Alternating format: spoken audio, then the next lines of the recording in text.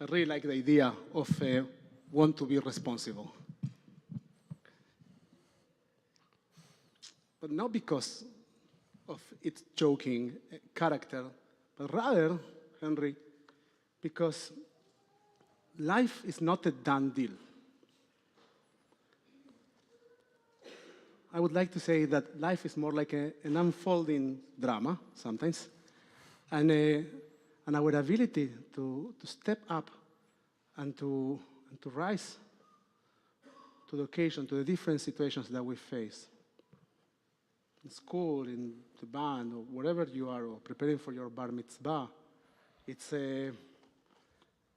what defines adulthood. So, thank you for sharing your wisdom. Let me make sure I have what I need. I have lots of ceremonies today, so I need to make sure everything is fine. Sorry. So, this morning of Shabbat, which is also the seventh day of Passover. I'm glad that everybody knows how to count. Well, you knew. That's even better. It is also the sixth day of the counting of the Omer. Just a few days ago, 6 days ago, we began counting the Omer day by day, step by step, on a journey from Egypt to Sinai. The Omer is a 49-day period that begins on the second night of Passover and ends on Shavuot. It links the liberation from slavery to the receiving of Torah, reminding us that freedom is not complete without purpose. In this special Shabbat, I want to come back to the meaning. I want to think a little bit about the meaning of this journey. Not only as something we remember, but as something we live. And I want to look ahead toward Lag BaOmer, the 33rd day of this counting,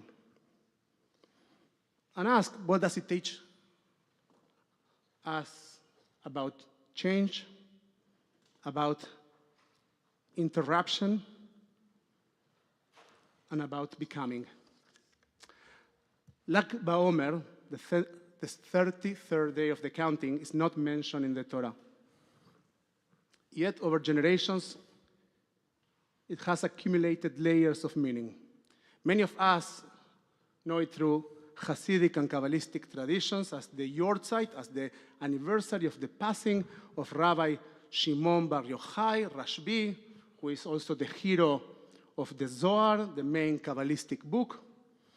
And it is said that in the day he died, he revealed profound, mystical teachings to his students. And this is why many of his followers, thousands of years later, gather at Ar Meron, at the Mount of Meron, lighting bonfires, a tradition that began on the 16th century when another Kabbalist, the well-known Ari, in the city of Tzfat in Israel, identified there Rabbi Shimon Bar Yochai's burial place. Since then, this site has become a major pilgrimage destination in Hasidic tradition, as the passing, the departure of a righteous person is celebrated with joy, and in this case, with bonfires, singing, and dancing. Another layer comes from the Talmud, It teaches that thousands of the students of Rabbi Akiva died during this time of the counting of the Omer, during this period of 49, and in a second I will explain to you actually 33 days.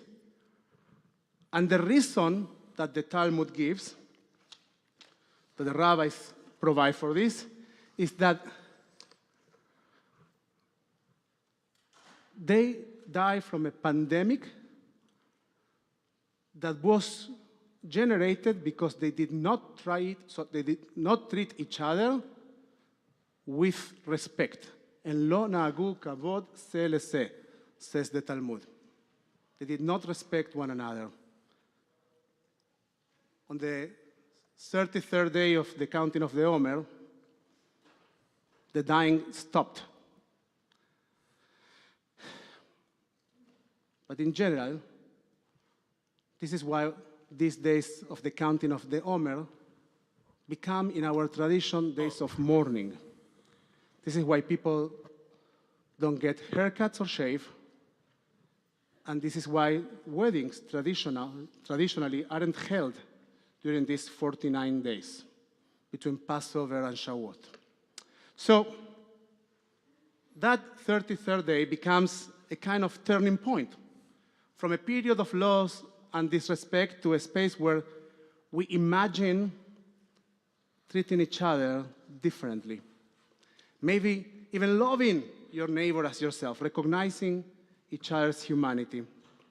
Now, let's zoom out for a second and look at this from a wider perspective. Let's think for a moment, why do we need in our tradition days of mourning, days of grief, to connect between the Exodus and the giving of Torah, the receiving of Torah, of the covenant at Sinai? And the reason is because living in Egypt isn't the same as being free. It's just the beginning. When we embrace transformation, real transformation, we understand that part of who we were is going to fade away, and that something new will emerge. It's hard work. Now, from your own experience, is it easy to change?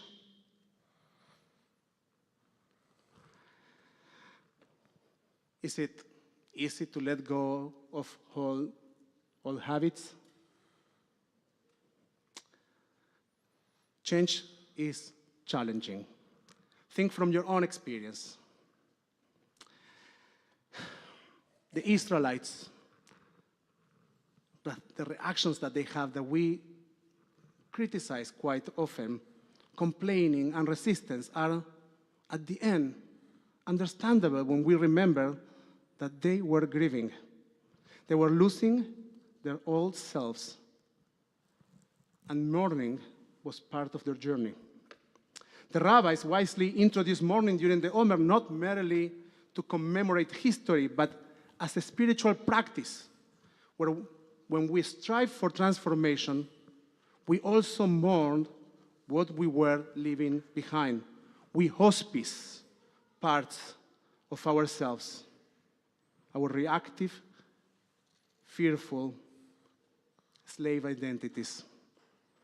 The Berdichev Rebbe, the Kedushat Levi, Hasidic rabbi, taught that Lag BaOmer, the 33rd day of the counting of the Omer, represents the moment the Israelites, for the first time in their journey out of Egypt, decided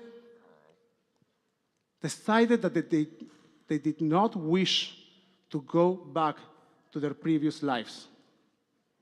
This was the first day that they didn't look back, and for an entire day had the gut and the strength and the courage to look forward.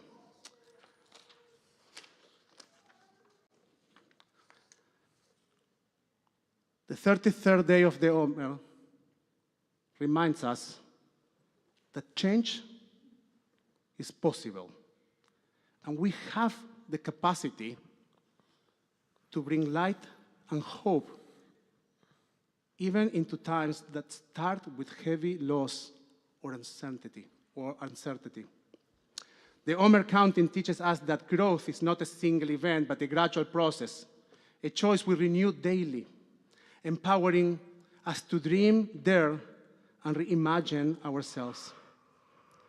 Transformation is rarely painless. But this journey, day by day, step by step, is profoundly worth it. We cannot go back to Egypt or to any past reality. The past cannot be recreated. The challenge of Passover is not only to leave Egypt behind, it's to have the courage to look forward to the promised land, to understand that even in leaving Egypt, there was pain, because change is painful. Growth is often very painful. But the alternative of not making it to a promised land is despair, is to die in the journey, in the way. The Omer reminds us that mourning, that grieving for what we have lost is totally fine. But we have the obligation to look forward and to move forward, because it is worth it, because living is worth it. I believe in this idea in the depths of my heart, and I hope for whatever it means to you in your own world right now, for whatever transformation and change, for whatever place that you need to leave behind, I hope this is true for you too. Shabbat Shalom. Shabbat Shalom.